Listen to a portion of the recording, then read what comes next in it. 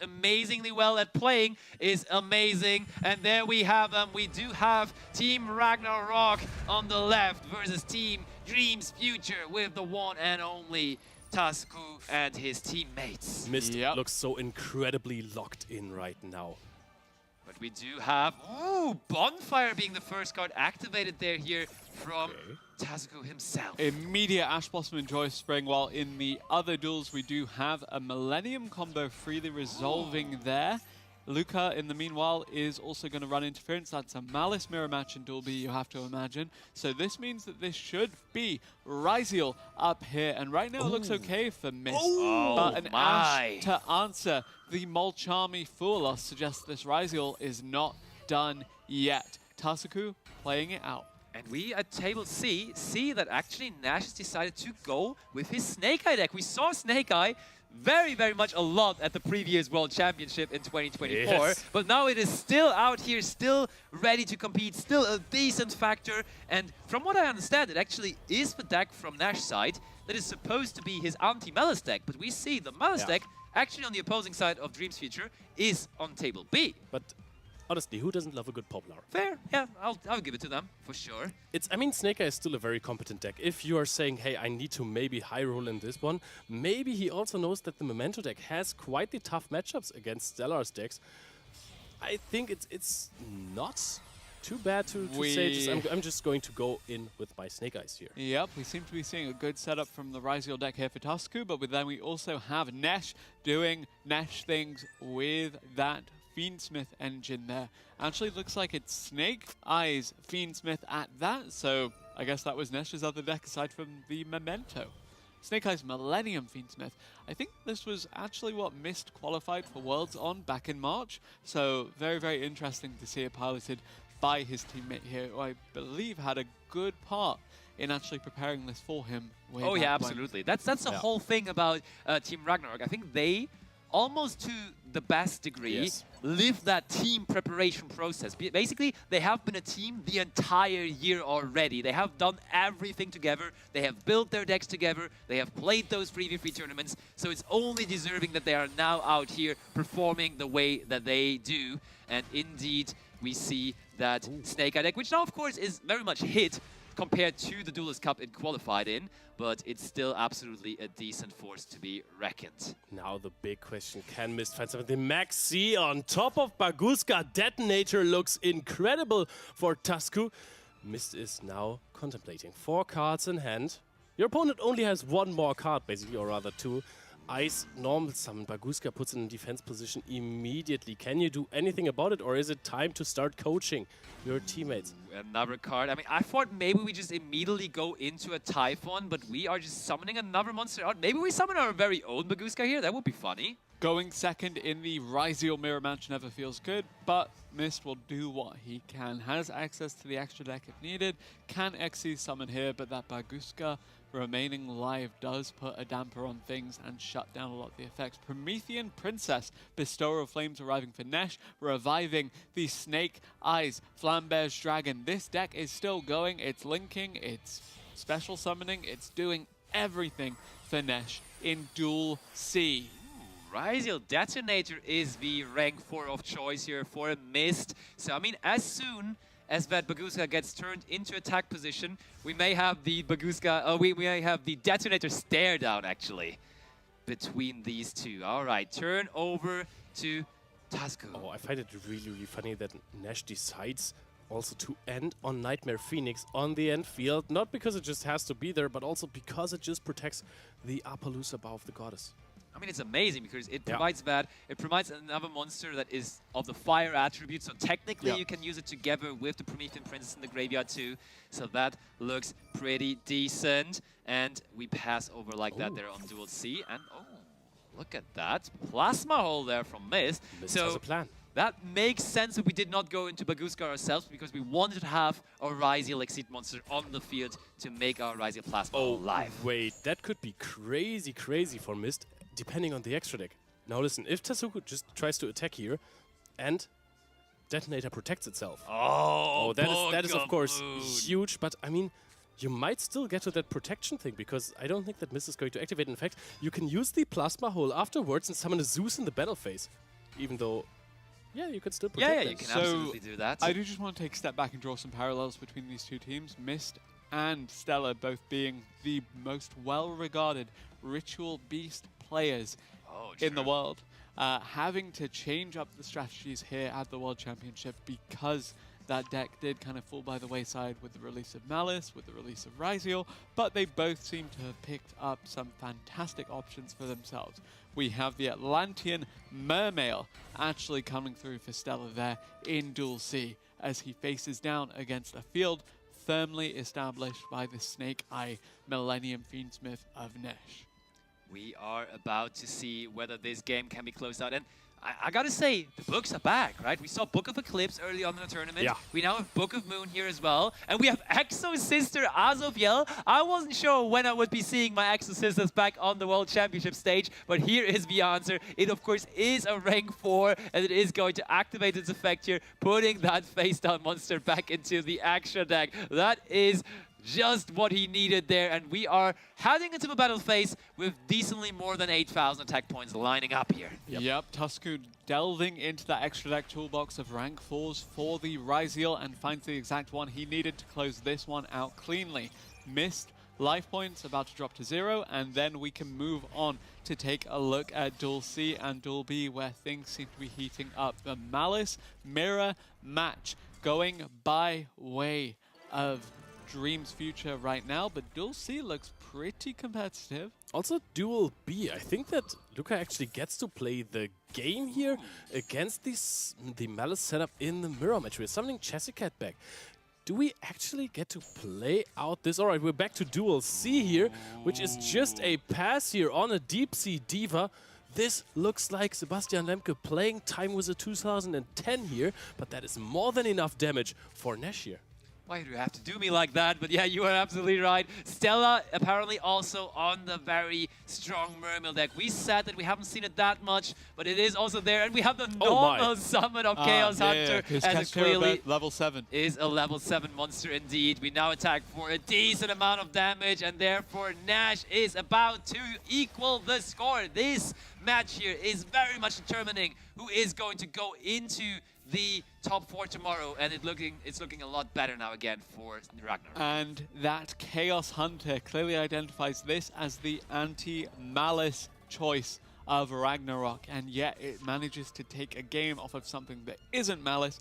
Anytime your specific counter to another deck is able to steal a game for you, it's a victory. It's a win in that regard. It's literally a win, but it's also further justifying your choice of picking this as your option to go against that deck specifically. I also like the choice to play this versus Mermail, just knowing full well, hey, I mean, if I go second, I will most likely also lose with Memento against this particular deck. Fair. But if I'm playing Snake Eye, I have the best chances of creating a crazy field that can't be broken here.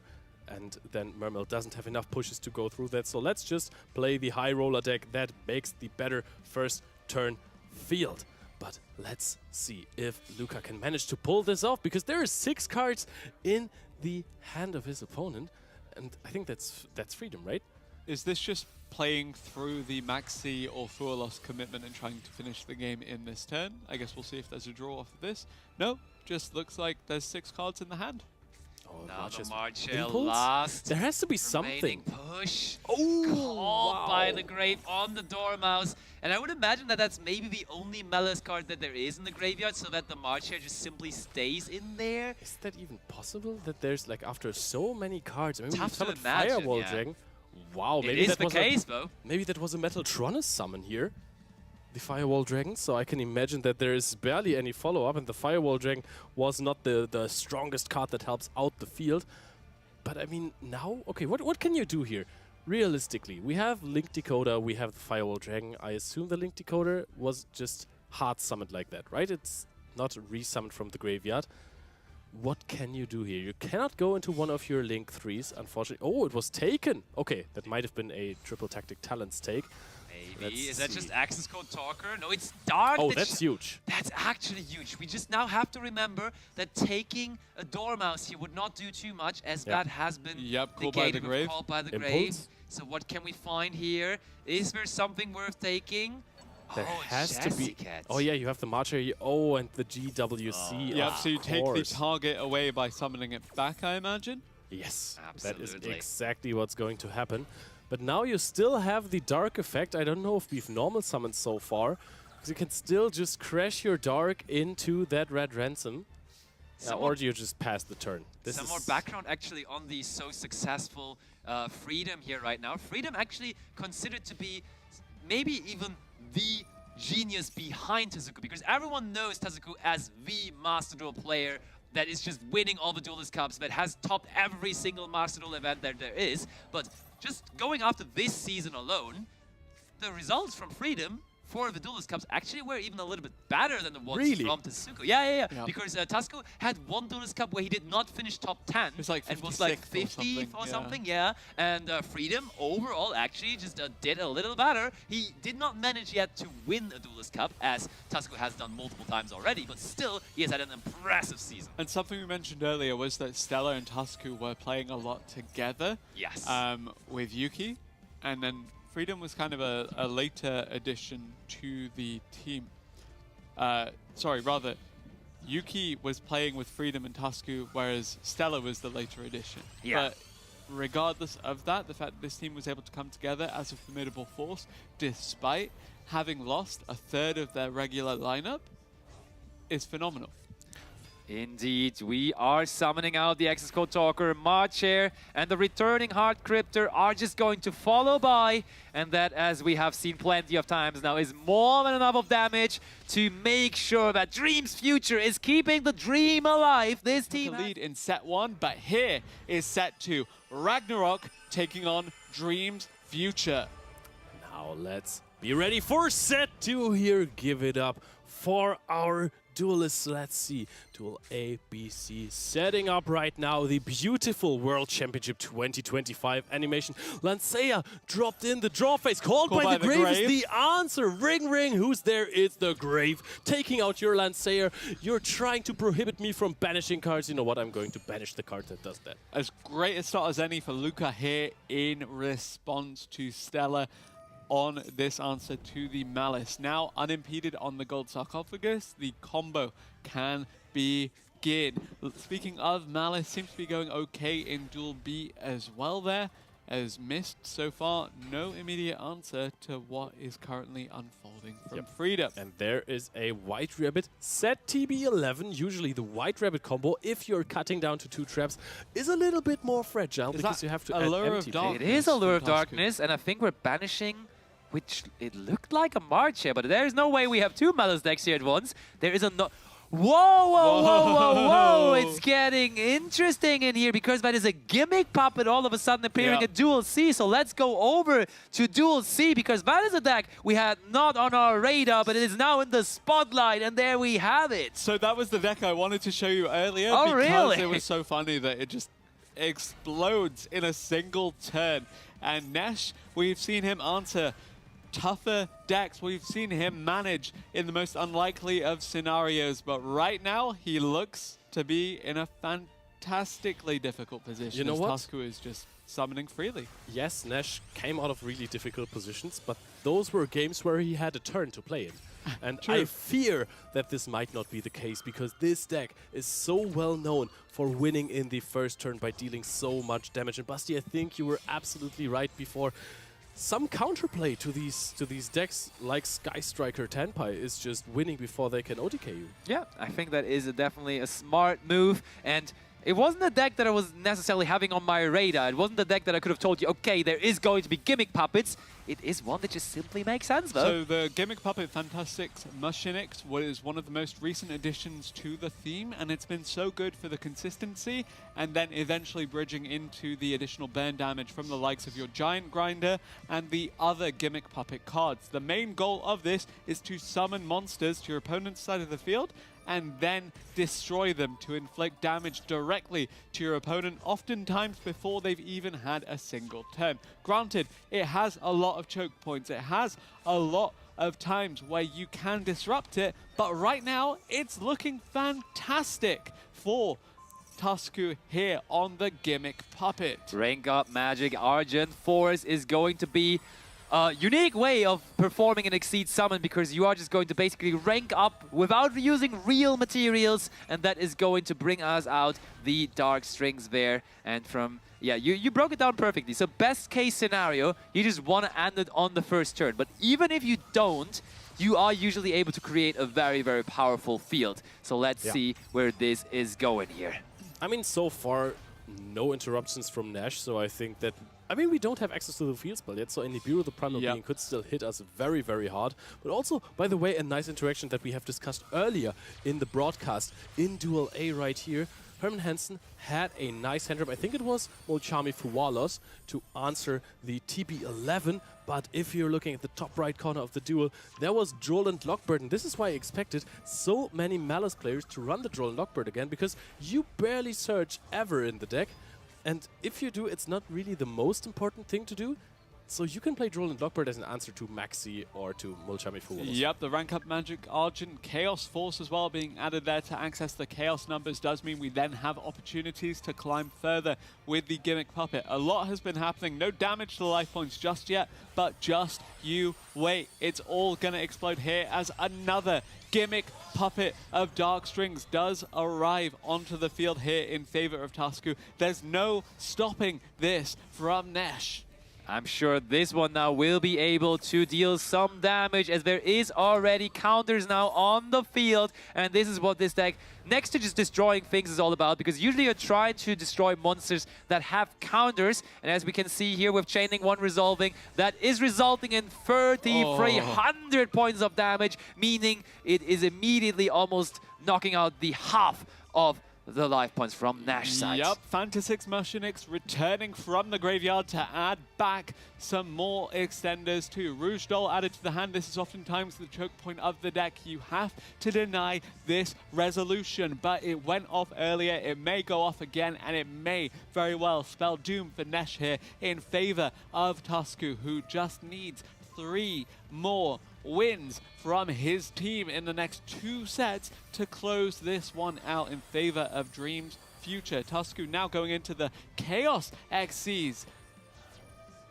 And we are searching for Service Puppet play. That's what I was talking about. Even if it doesn't work out to do 8,000 points of damage on the first turn, there is a very powerful trap card with the Service Puppet play that we just searched that still is providing you so much value. But with the way it is going right now, with the way also that Tusku is locked in there in his face cam, you can clearly tell, I feel like we are just going for the full 8,000 points of damage here in this very turn. I think you can do 9,900 total just by having 3 effectively of these, 3,300 times 3, because you're going to destroy the one on your opponent's side of the field. You're going to destroy your own, but there is Ash Blossom. There was one of the many choke points that we mentioned. I expected this earlier against the Rouge Doll, but in the end, better late than never. Nesh calculates this well, continues to play this one out. String counters now being applied. It can be detonated a little bit later on, but right now seems to be okay for Nesh. Still precarious position. I also loved his mind games there, because he was yawning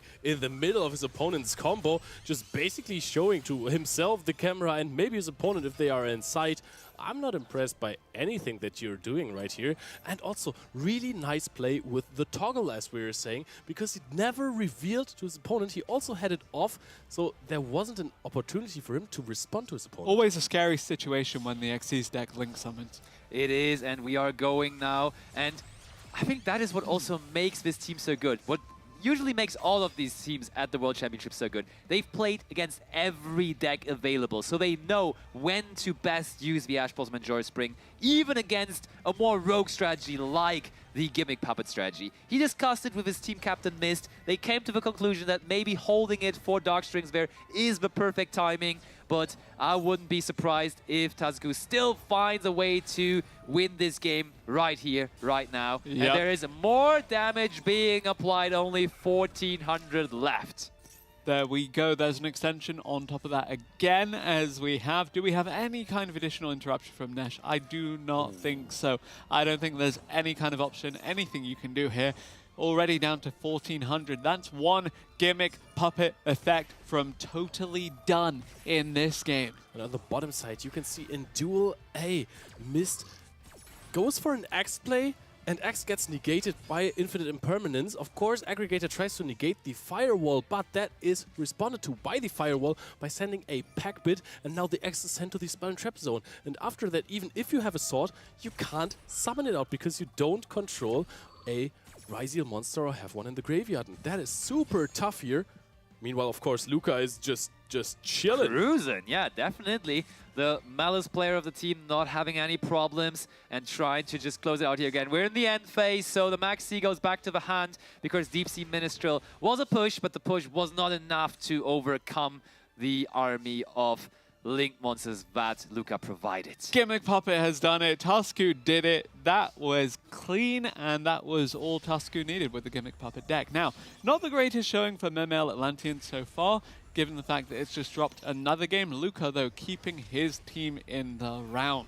Yep, almost at the same time, securing the victory here, meaning that the overall score goes 3-2 in favor of Team Dream's future. And this is the last remaining game that we have here in the second set. And there is a normal summon of Ice Ryziel here coming in for a Mist. But can this be enough? Infinite Impermanence chained, as well as we also have the MTP set here. You can just let this resolve, and afterwards, of course, let it resolve first. Very important. You can activate the MTP to just search for probably a Marcher or something and banish one of your own monsters before, of course, to then, because you control multiple Link monsters actually, banish the Ice Ryziel in the process. And now Mist has one card in hand.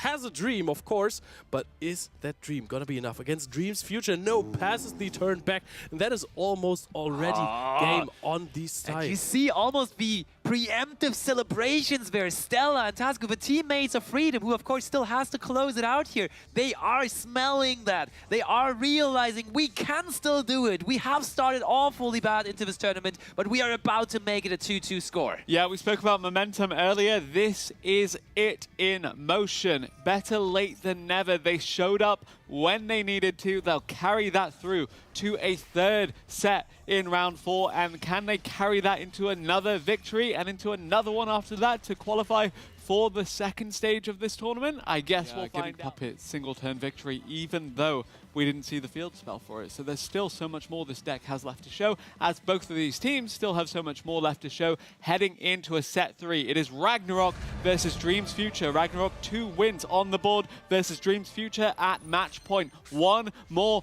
victory will secure Tusku and team in their progression through this tournament. Let's go. To go first, and Freedom has changed the deck. Finally, Blue Eyes may be joining the big stage. At least the Primite cards with the Ether Barrel and the Drill Beam are ready, but usually this would lead to a Blue Eyes deck here.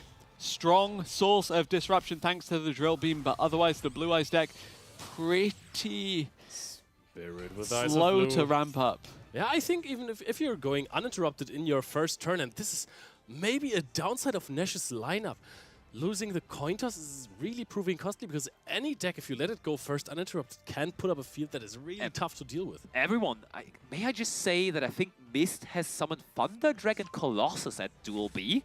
Shall we just take a quick look also on Duel B, because I did not expect that at all. There we have it, and there's a Nemesis card right after. What is this, man? I think we've seen him play Ritual Beast with these before, so this could very well be it, because the Nemesis cards were part of this, and the Arc Nemesis Protoss was so good back then.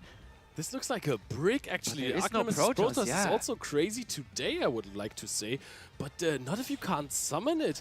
Has to basically, maybe it's just started with Corridor in hand. The Colossus can be a huge shutdown for some of the decks, but is it here? I think at this point... Oh, Stella indicating with Sekka's Light that should be the Mermail deck, but there is the Dominus Purge immediately shutting that down. Dominus Purge, a card that probably is in the deck of Herman and also in the deck of the Blue Eyes player there of Freedom. So a card we haven't seen at all yet so far in the tournament, but here it is. Honestly, Colossus, if you take out Sekka's Light here, is crazy versus Mermail. Of course, there you can just shuffle another card, but to get going, you really want to get this Dragoon action. Pike is also a fine starter sometimes. Can't use it versus Colossus. If this is Ritual Beast, it's quite funny because, again, these are the two players most famous for that deck within the world. It is absolutely hilarious, and it probably is Ritual Beast. I couldn't imagine any other deck from Mist that includes these two cards that would not be the Ritual Beast deck.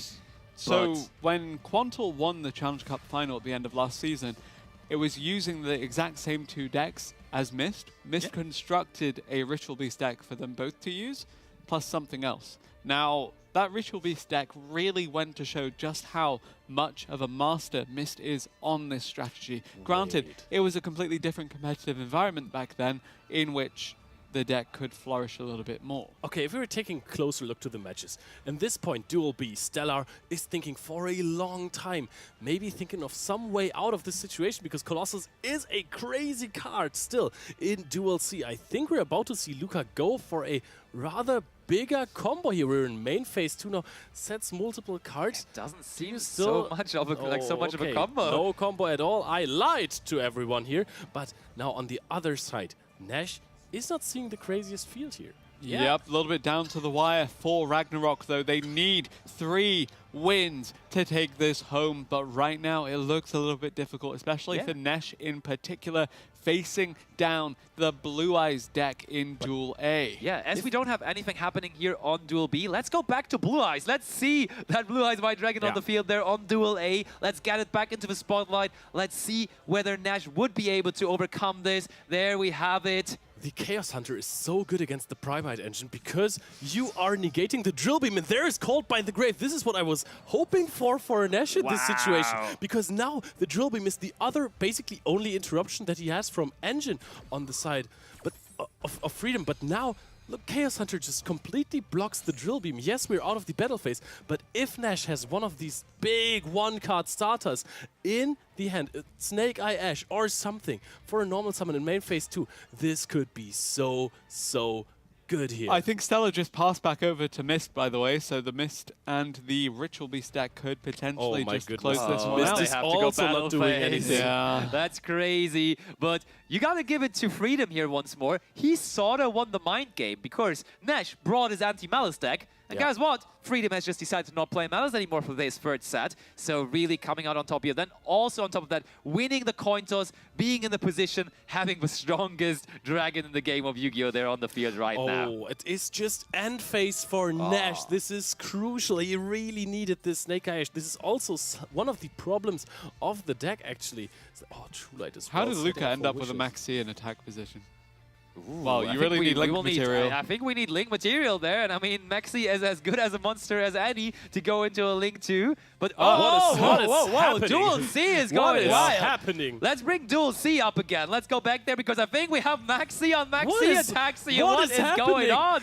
Maxi on Maxi action right here. 500 attack points on both, which is not too many. Why is this card normal summon? Which sequence of plays leads you to this situation? Normal Summon Maxi versus Normal Summon Maxi in the Malice Mirror match. Now we have Luca. It's his turn. It's his game to close out. But again, Ragnarok, they need all 3. They need to get victory, victory, victory if they're going to close this one out and if they're going to have the record that they want to have to secure their way out of this group. On the other hand, Dream's Future, important win for them if their tournament is going to remain alive. And it's looking very strong on the side of Freedom with the Blue Eyes White Dragon on the field, and Sage is a normal summon here as well, already having the True Light set up, looking super strong here in this matchup. And now we can of course see Luca go for some attempt of a combo. Marcher is being activated and hand Link Decoder on the field. By the grave again. All of these cards in banishment is crazy. But can you still extend from this? Oh, and missed one Duel A. So it looks all right here again for Team Ragnarok. They have pulled one back maybe they can still do it. 4-3 now the overall score. And not gonna lie, Luca at least right now is having monsters on the field, so he may as well be in the lead here in Duel C2. Yep, but there goes the Synchro Summon into that Blue Eye Spirit Dragon, and suddenly everything becomes a little bit scarier for Nesh. Another Synchro Summon on top of that for the ultimate Spirit Dragon. No, it is a Baron. Very nice. Baron de Fleur, of course. If you want to end a game, this card gives you the utility to destroy a monster on the opposing side. True Light, of course, can immediately just get you back a blue-eyed white dragon. You could destroy the Chaos Hunter, and I think that's a pretty fast way to close out the game. Yes, indeed it would be. Can we get any extra damage, though, to tide this one over into that 8,000 territory? Because right now it's just Baron plus Blue Eyes. I mean, we can just go ahead and Synchro Summon with the Maiden of White and the Blue Eyes White Dragon. That is the Synchro 9 that we're looking at so often. We can also be forehead, now that we can finally banish cards again there in Duel B, go ahead and Fusion Summon or equip a Fusion Monster to the Blue Eyes as we just did there. And Luca has to give another turn here to Tasku. Yep, the damage was not enough here. 2,800 life points there. 3 set cards, 2 in hand. I think that Luca is still in a comfortable spot, especially if last turn not too much happened from Tasku. Crucially, regardless of anything in these two duels, the team captain did win here. Mist was able to clutch out the victory for Ragnarok in his duel, and that means that every little bit of that tiebreaker is becoming more and more available to them. Ooh, and there is finally an X-Ryziel here for Tusk. He has been waiting for it, but there is the answer from Luca. There is Matotronus. That card is really putting in the work here in this tournament. It is being played in so many different decks. It just makes sense, as it is definitely up there in terms of non-engine. One of the best spell cards when you're playing into Melas, when you're playing into Ryziel, and as these are the two most represented decks, it only makes sense that this card also is very well represented. Nesh getting another 10 here, though. The Blue Eyes deck, as we said, can be quite slow when it comes to ramping up. It's good, it's formidable once it's able to set up, and it will be quietly consistent here. But there is Meows, the card you are asking for all tournament long. Hasn't really made an impact so far, and won't do so in this game either. I am not too sure. There's double Meows here, and it is chained to True Light of summoning back a Blue Eyes White Dragon. So this is going to be through 2 fresh new cards. However, it's going to be so tough to out this field. There is still the Spirit. There is Baron de Fleur.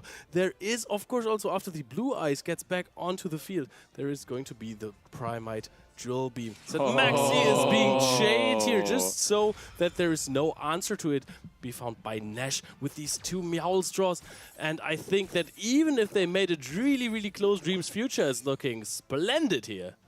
I gotta agree. Blue Eyes White Dragon once more in the animation. It's on the field, and Nash basically with a pot of greed movement there, drawing the top 2 cards from his deck, but can they help him? Fiends of Engraver is a card to draw, not gonna lie, that can help. Yep, that is a 1-card starter for him. Of course, you'd have to consider that Baron still has the Negate live, and you have the Primite Drill Beam set there as well. And I will say that the Spirit Dragon has a on-field effect that sometimes is really relevant by negating a card in the graveyard activated. Sometimes it's not relevant, and I mean, if you're searching for Tract and for Lurry and discard Fabled Lurry to activate it, it is going to be crucial here. So that's not really an option for Nesh. Has to go for a rather weaker search by discarding the Lancea from hand. Normal summon Lacrima of the Crimson Tears. You can, of course, just activate Baron, or I think this is a Primite Drill Beam target here. But that was not the decision from Freedom. Freedom lets it go through, lets him send another